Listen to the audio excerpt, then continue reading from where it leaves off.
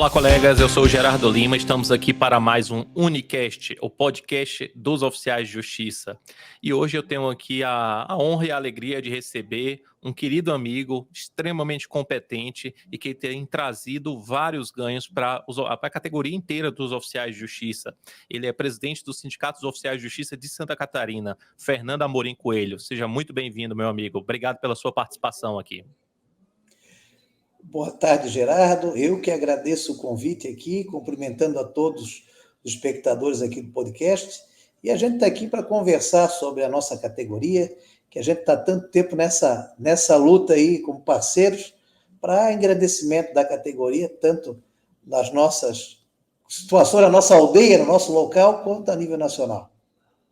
Muito obrigado mesmo. Bem importante a sua participação aqui conosco.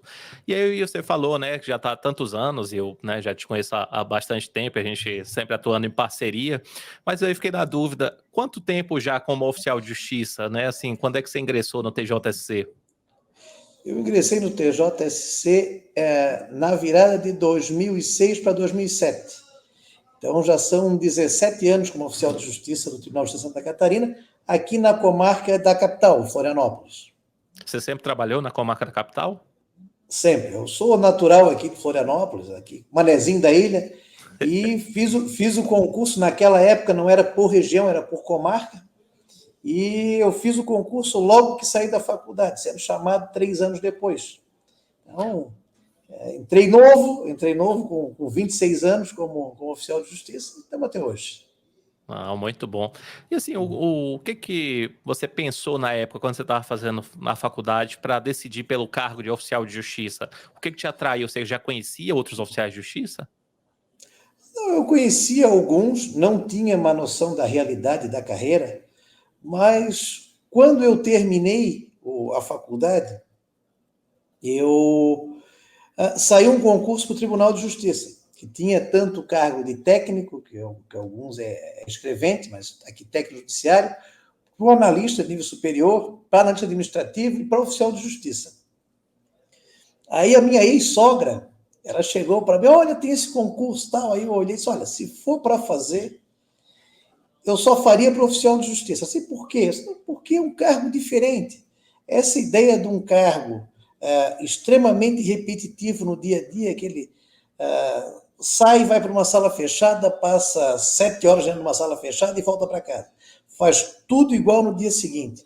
E o oficial de justiça, por mais que trabalhe muitas vezes muito mais tempo que isso, ele é uma profissão dinâmica, que a gente consegue... na realidade, o oficial de justiça é o oficial de justiça o tempo inteiro. A gente concilia a nossa vida e o nosso dia a dia com o cumprimento dos mandatos, com as obrigações, com o júri, com o plantão.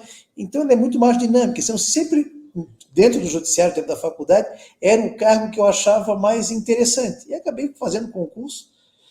Não fui o primeiro colocado, não fui chamado no começo, chamado 3 anos depois, mas talvez no momento certo, porque eu passei 3 anos e meio advogando. Então, a gente passa a ter uma noção também do outro lado, de como é que quem está pleiteando no judiciário. Aí a gente começa a ter uma ideia. Eu advoguei para um escritório de recuperação de crédito de banco, então participei de busca e apreensão com o oficial de justiça, tanto que eu já conhecia alguns colegas do Estado dentro dessa experiência anterior. E não me arrependo. Faria novamente tudo igual. Que maravilha, né? A gente que ganha, né, com a sua participação aí como oficial. E falando nisso, assim, quais as primeiras dificuldades? O que você enxergou, assim, de falta de estrutura na carreira, logo que você entrou? O que você viu de diferença entre o que você imaginou e quando você começou a realmente atuar como oficial? O que eu percebi no começo foi é uma profissão muito diferente. A gente sai da academia, sai da faculdade, e no curso de Direito a gente sabe as questões processuais, mas não conhece a realidade. E, no começo, simplesmente lhe colocam numa zona, ou num setor, como outros lugares chamam, e dizem assim, olha, a partir de agora no fluxo vai vir mandados para você cumprir. E os colegas é que fizeram esse apoio para entender como é que funcionava o dia a dia. Então, assim, a gente teve, agora está começando a ter novamente aqui no tribunal, que é o curso para receber os novos servidores, para ter uma ideia da estrutura do judiciário, como é que ele funciona. Alguns cursos também específicos para os oficiais de justiça, para ter uma noção básica, mas assim, a estrutura do tribunal foi melhorando com o tempo. O tribunal cresceu, Santa Catarina é um estado que tem um crescimento populacional grande, várias comarcas crescendo, e a gente foi começando a ter esse crescimento do tribunal e tendo que ter um contato constante para criar situações que possibilitassem mais estrutura. Eu entrei num judiciário onde eu ia na central de mandados pegar os mandados físicos e retornar ao fórum para certificar, coisa que hoje não se consegue. Um oficial que entrou nos últimos 5 anos não concebe mais a ideia de tu não acessar o processo na tua casa. Então a coisa evoluiu muito. E a gente tem que se adaptar nessa dinâmica. Com certeza. E quando é que você decidiu assim entrar na atividade sindical, né, na representação dos oficiais de justiça? Assim, em que momento que você falou, não, agora eu acho que eu posso dar uma contribuição também para a categoria? Na verdade, isso foi algo que eu acabei sendo levado, não foi algo que eu tenha planejado entrar para a vida sindical. Em 2010, quando eu entrei, quando teve a resolução 48 em 2007, em Santa Catarina não tínhamos sindicato, era associação, e a associação começou a trabalhar, o sindicato geral não encampou a ideia do nível superior para os oficiais de justiça, nós éramos nível médio, e montou algumas comissões, fez assembleia para ir ao tribunal. Eu estava aqui na capital e comecei a participar. Tanto que eu sempre brinco que a foto onde o presidente do tribunal, que era o desembargador Trindade, estava entregando o projeto para ser levado à Assembleia do nosso superior, eu estava lá. Aí aconteceu a presidente renunciou, o vice não assumiu e foi se montar uma nova chapa, já não mais como associação, mas como sindicato. Ele tinha sido criado fazia alguns meses e precisava de um mandato tampão para 6 meses. Aí o nosso colega Telmo, que hoje é conselheiro na federação, conselheiro fiscal, ele assumiu a presidência para esse mandato tampão. E ele tinha sido jurídico na gestão que a presidente renunciou. E o Fábio Bittencourt, que já foi entrevistado no podcast, chegou e disse: Fernando, estavas advogando até 3 anos atrás, tu não assume o jurídico, pelo menos para esse mandato tampão, para dar uma força.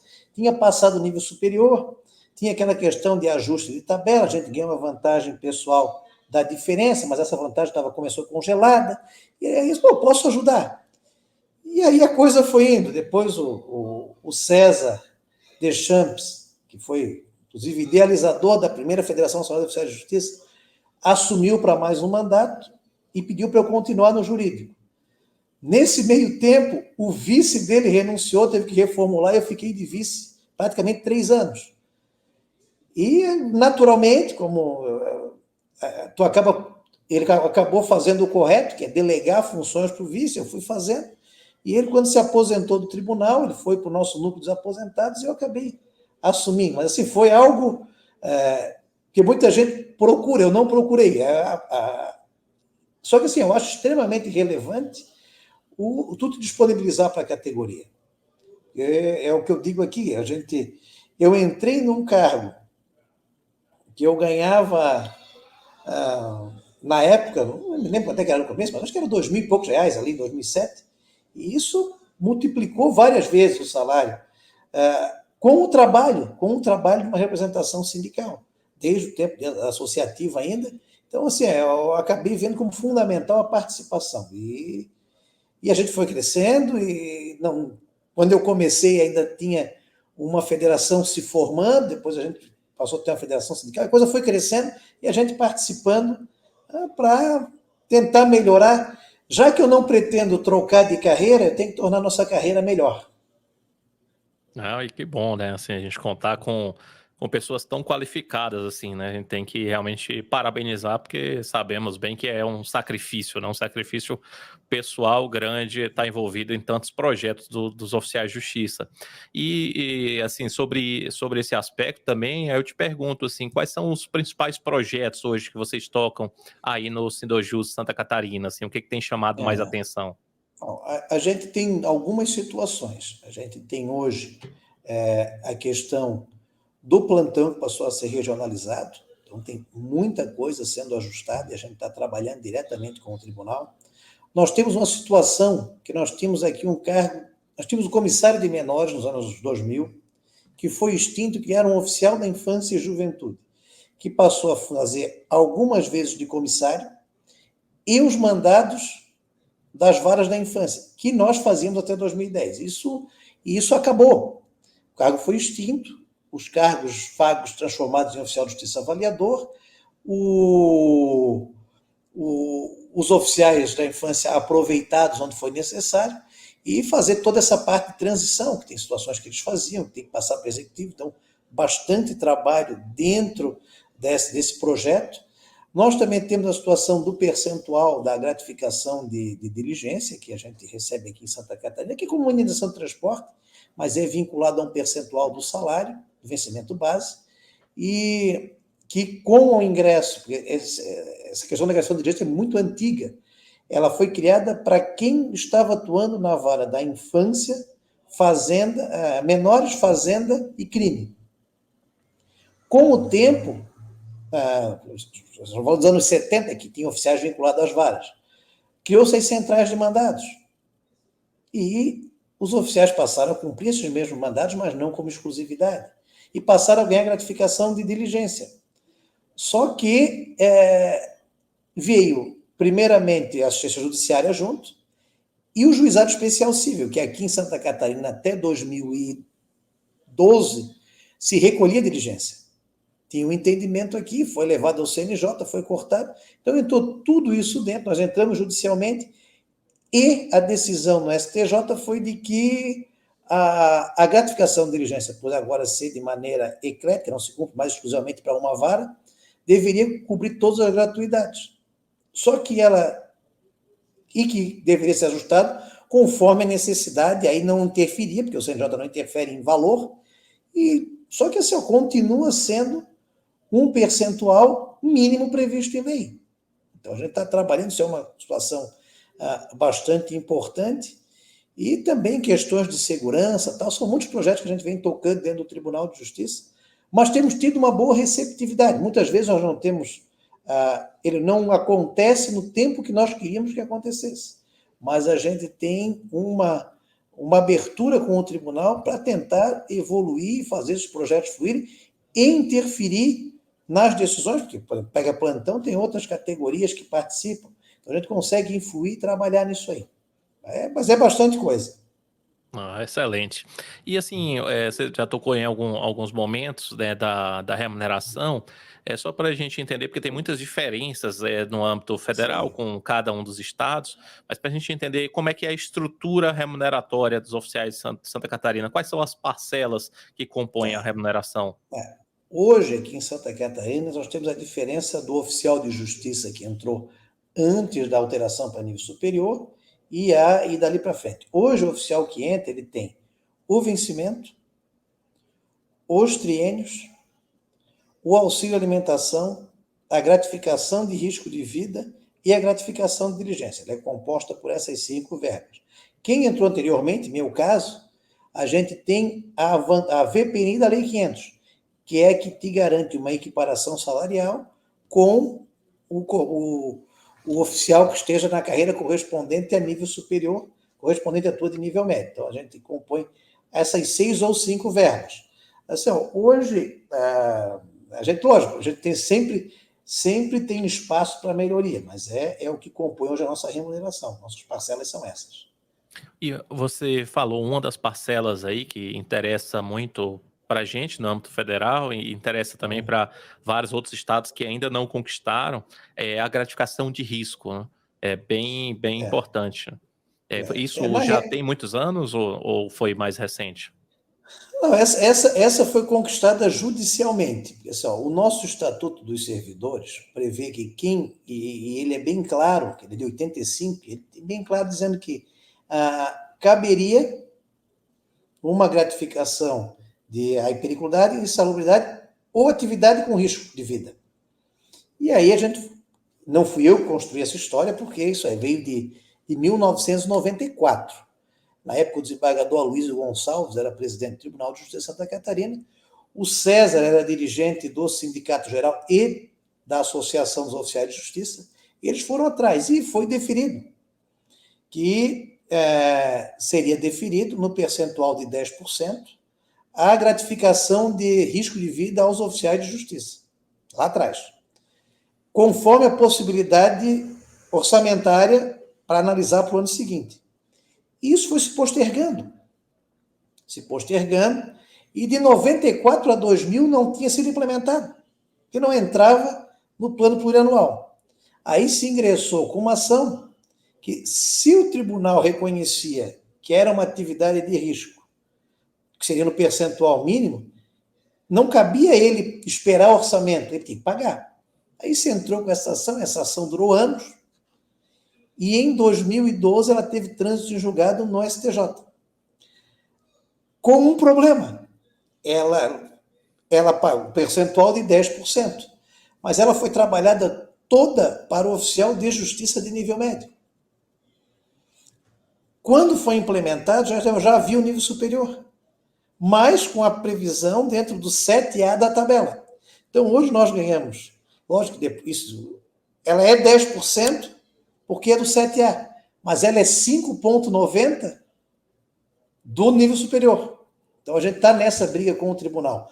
Mas foi via decisão judicial, até hoje tem um precatório cobrando, porque, queira ou não, a ingressação foi em 2002, alguns receberam administrativamente, aí houve aqueles reveses dentro do STF, que também, por mandato de segurança, também deveria obedecer a fila de precatório, e o pessoal está esperando para receber. Mas foi uma gratificação conquistada, assim, foi uma luta de uma década e meia, desde conseguir, um pouco mais de uma década e meia, de conseguir que fosse reconhecido pelo tribunal e uma decisão judicial transitada em julgado mandando pagar.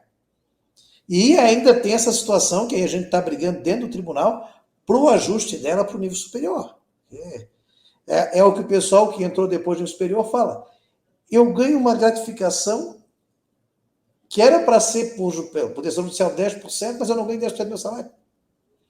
Então, assim, foi uma conquista que boa parte dos estados não tem. Hoje esse valor é muito pequeno, comparado em torno de R$600, R$600, R$700. Mas o importante é ter ela na folha para poder trabalhar. Hoje Sim. É algo que tu não perde mais. Porque tem vários consectários legais, né? Sim. Se há o reconhecimento que a atividade é de risco, você passa a ter outras demandas a partir daí, né? Exatamente. Quando o próprio tribunal reconhece a situação da atividade de risco, a gente consegue evoluir para as outras situações que o risco de vida traz. Então, é importante a manutenção disso. E a extensão para os demais estados do Brasil, com certeza.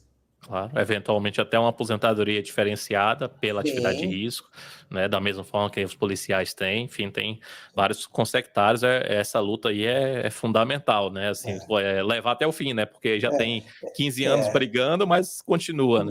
Mais um pouquinho não. E eu acabei sendo o diretor jurídico que esteve em parceria na época, o advogado em Brasília, doutor Rudi Castro, que o amigo bem conhece. Sim. E de fazer memoriais aqui e tal, eu era o diretor jurídico na época, então assim, eu não participei da construção inteira, mas pelo menos no final da obra eu estava dando meu auxílio, a minha contribuição, o que é a vida sindical. A gente vai construindo, pode não conseguir acabar na sua gestão, mas tem que passar para o outro, dar uma continuidade. Com certeza. E, Fernando, falando ainda desses temas remuneratórios, tem uma questão que eu acho extremamente importante e que, mais uma vez, eu enalteço o trabalho que vocês realizam aí em Santa Catarina.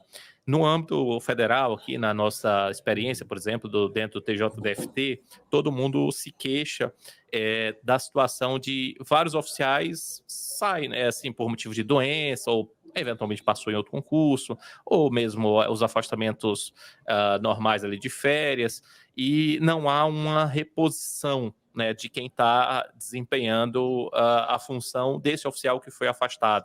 Então, por exemplo, a gente tem um setor, tem 10 oficiais, De repente, por uma série de circunstâncias, 4 são afastados e os oficiais que estão ficam extremamente sobrecarregados e não recebem nenhum tipo de compensação em virtude dessa demanda que eles têm que suprir dos colegas que precisaram se afastar pelos motivos legais.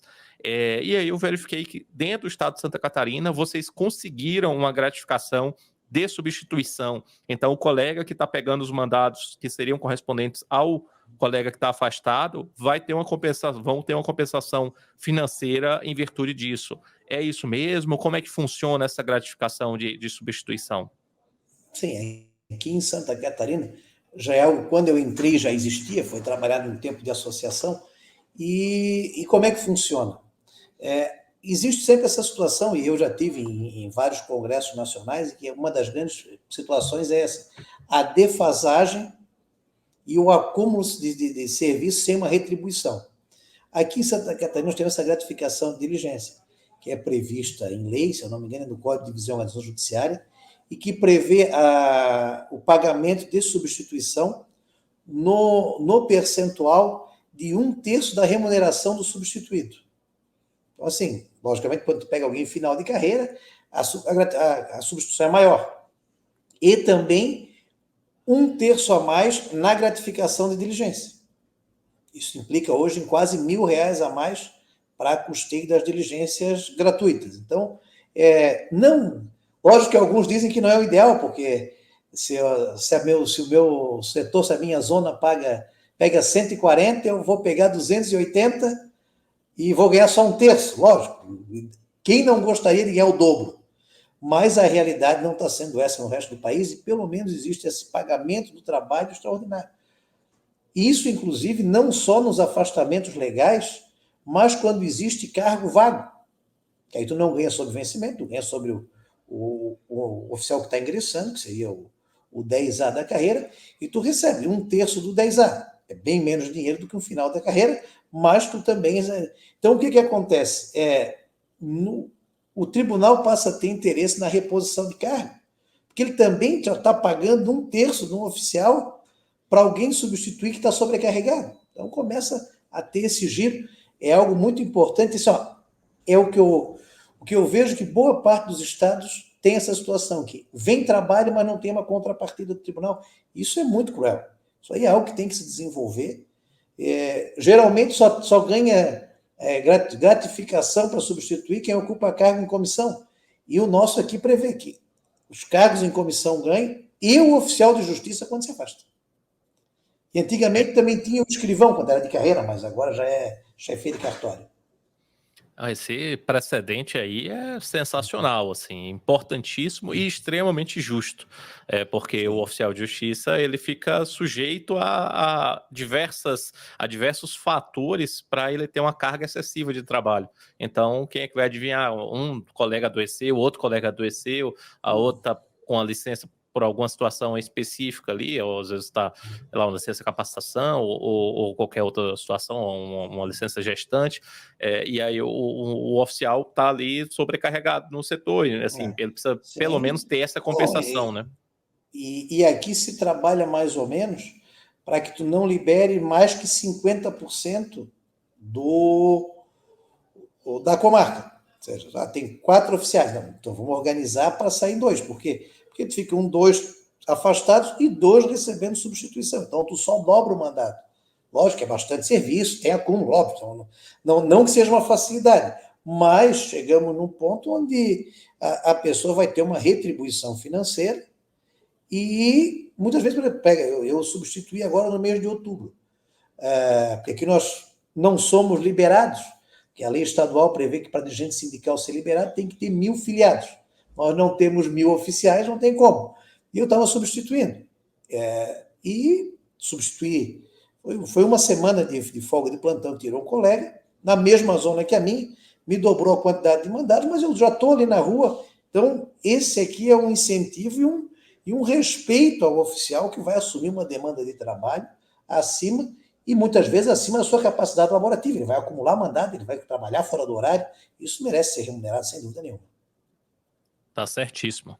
E Fernando, para assim encerrar, o que você considera que é o futuro do cargo de oficial de justiça? O que você vislumbra aí para a nossa profissão em mais alguns anos? Olha, eu acho que assim, os oficiais de justiça é uma profissão que desde o período bíblico do Novo Testamento existe. Algumas coisas não mudam, mas é necessário que a gente se adapte ao futuro. Então, o oficial ele tem que ser alguém proativo e que esteja aberto não para a tecnologia nos substituir, que a tecnologia não substitui ninguém, mas ela é ferramenta. Então, o que a gente precisa? A gente precisa estar aberto às tecnologias e manter a questão da função do agente externo do judiciário, da materialização das decisões judiciais com o oficial de justiça. Então, eu vejo que o futuro, a gente está num período de transição, as profissões mudam muito rápido, então a gente tem que se adaptar. Situações hoje como as citações por WhatsApp, que foi algo que chegou novo e que a pandemia fez nos adaptarmos, foi algo que a nossa gestão pegou inteira a pandemia, a nossa diretoria, e teve que se inventar praticamente tudo. Então, assim, a gente está num período de construção, mas eu não vejo, não vejo como muitos dizem que é uma profissão em extinção. Ao contrário, talvez ela saia em algumas situações, mas que se ingressem com situações novas, como a conciliação, como as questões de busca patrimonial, essas situações onde tu vai continuar agente externo, não vai virar cartorário, um servidor interno, mas tu vai dar cada vez mais efetivo. Eu acho que esse é o futuro, mais efetividade e a gente poder estar na rua e utilizar das ferramentas que existem, tanto para conciliar quanto para.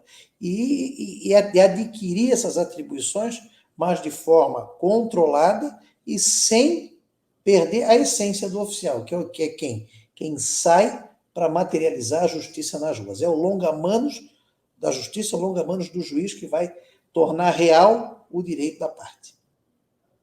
Que maravilha. Fernando, queria te agradecer demais pela participação aqui no nosso Unicast. Você é um amigo, um parceiro aí de muitos anos de luta já. Queria dizer que eu tenho uma alegria muito grande de atuar do seu lado. Você é um cara extremamente competente, que entende qual é a forma de atuação hoje dos sindicatos, de uma maneira geral, como pleitear os direitos, faz isso de uma maneira técnica, de uma maneira assim, com muita seriedade, com muito profissionalismo e tem uma liderança excepcional dentro da categoria aí dos oficiais de justiça de Santa Catarina. Muito obrigado pela sua aula que você deu aqui hoje para a gente. Tenho certeza que todos os telespectadores saem muito mais informados sobre a atuação dos oficiais de justiça, não só no estado de Santa Catarina, mas como em todo o Brasil. Muito obrigado. Eu que agradeço, Gerardo. É uma honra ter participado e isso a gente está sempre à disposição para tratar dos temas de oficial de justiça. Eu que estou ao seu lado, é um prazer também atuar na lida sindical ao seu lado, um amigo, um parceiro, que ajuda a construir a realidade dos oficiais de justiça no Brasil. Mais uma vez, cumprimento a todos e agradeço a oportunidade de participar. Muito obrigado. É isso aí, amigos. Hoje conversamos aqui com Fernando Amorim Coelho, presidente do Sindicato dos Oficiais de Justiça de Santa Catarina, com a contribuição enorme para a categoria em âmbito nacional. Muito obrigado a todos pela audiência. Um forte abraço. Até o próximo Unicast.